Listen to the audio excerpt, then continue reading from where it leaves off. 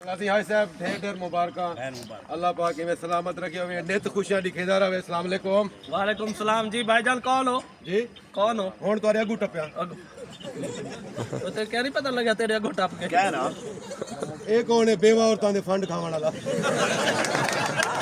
तेरी मां दा एक दवा क्या खादम तू पक्का पाएगी। मेरी मां दा तू खा नहीं सकदा। ओ क्यों? वो को मोशन लगे पे जब अल केला खवा में लियाकत करदा तो तू क्या खम से तेरे दांत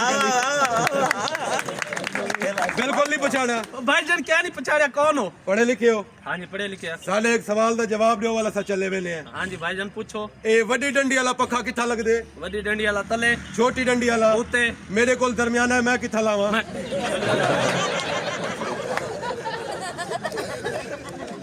चले वेने हैं भाईजान ओ यार चला वन चले वेने हैं। सारे सवाल दा जवाब दियो वाल चले वेने हैं। हां भाईजान एक को सवाल पूछो ओ केड़ा बाज है जेड़ा उड़ नहीं सकदा। वो केड़ा बाज है सारे बाज उड़ दिन उड़े देखी हाँ ए को तो पता हो से यार क्या नहीं पता केड़ा बाज है क्या नहीं पता धोखेबाज हाँ एक गाल सही की जल्लाल सही की जल्लो चले वेने हैं भाईजान।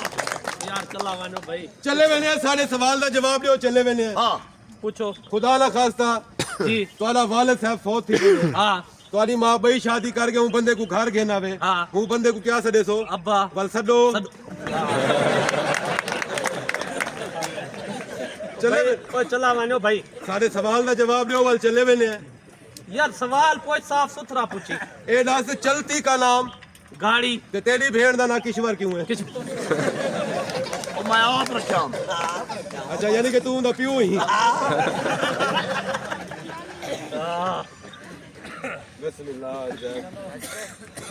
चले वेने हैं भाईजान।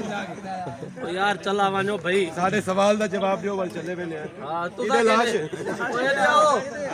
ओए दे आओ सारे सवाल दा जवाब दियो वल चले वेने हैं। भाईजान पूछो खुदा ना खास्ता तुम्हारी भेड़ कॉलेज च पढ़दी होवे यूनिवर्सिटी है जी हां कई बंदे नाल उनदा लव मैरिज थी वने हाँ उनदे नाल शादी करते को घर घेना वे हो को क्या सदे सो भड़वैया वल सदो सद